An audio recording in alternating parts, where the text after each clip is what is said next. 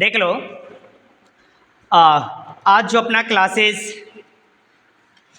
चल रहे हैं इसमें सृष्टि परिवार आप लोग के लिए अभी उच्चतम न्यायालय से संबंधित जो भी अनुच्छेद हमारे भारतीय संविधान में दिया है उसके बारे में हम लोग क्या करें, विशेष तौर तरीके से चर्चा करने की कोशिश करें। सबसे बड़ी बात इसमें आता है कि भारत जैसे लोकतांत्रिक देश में हर तबके के लोग वास कर रहे हैं।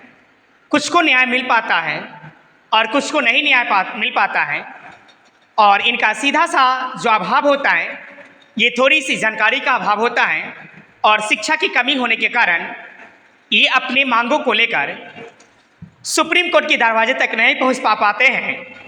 मैं इसी चीज़ की जानकारी देने के लिए आप लोग को थोड़ा सा जागरूकता फैलाने की कोशिश कर रहा हूं कि हमारे ये छोटे छोटे वीडियो देखकर आप कम से कम अपने न्याय तो भारत जैसे लोकतांत्रिक देश में सुप्रीम कोर्ट से मांग ही सकते हैं, और जो हमेशा उन लोगों के अधिकारों को संरक्षण, सुरक्षा और उनके जीवन व्यतीत करने के लिए स्वतंत्रता प्रदान करते हैं, उन्हीं तमाम बातों की चर्चा इन अनुच्छेद में किया जाता है जो हम लोग उच्चतम न्यायालय के लिए 124 से लेकर 147 अनुच्छेद में देखते हैं।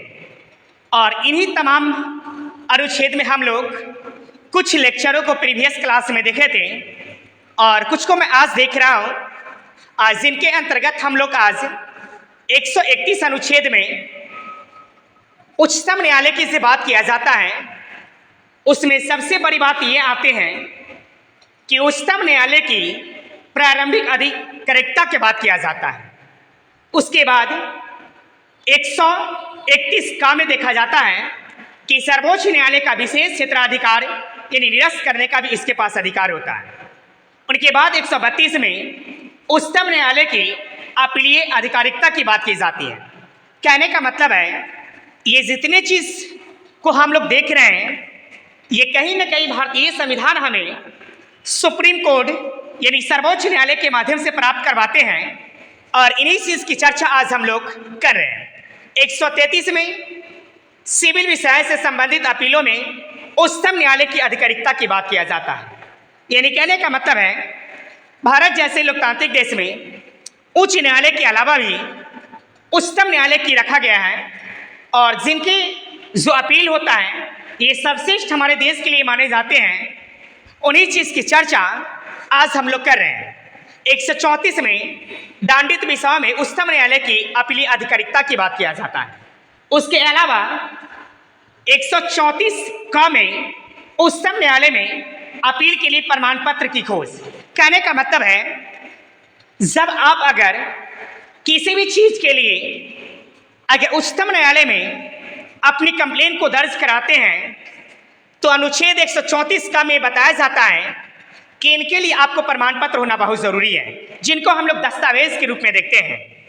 उसके बाद 135 में फेडरल न्यायालय की आधिकारिकता और शक्तियों का उच्चतम न्यायालय द्वारा प्रयोक्ता होना बहुत ज़रूरी होता है। इसके बाद ज़रा देख लीजिए 136 में अपील के लिए उच्चतम न्यायालय की विशेष इजाज़त, यानी अगर आप अपील करने जाते हैं तो इसके लिए आपको उच्चतम न्यायालय की विशेष इजाज़त की बहुत ज़रूरत होता है।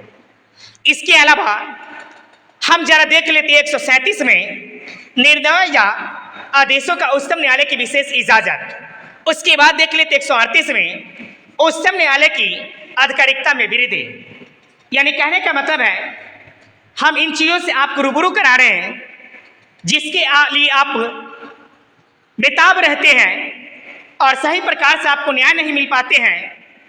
यही तमाम चीज़ के माध्यम से और ये छोटे छोटे लेक्चर्स के माध्यम से हम आपको बताना चाहते हैं कि अगर आप भारत जैसे लोकतांत्रिक देश में रहते हैं तो आपको अपने कानून, प्रक्रिया और नियम और अपने अधिकार के बारे में जानना बहुत ज़रूरी होता है। और इसीलिए हम लोग ये उच्चतम न्यायालय के बारे में कुछ चर्चा करने की कोशिश किए हैं, और जो हमारे समृद्धि और विकास के लिए अग्रणीय माने जाते हैं।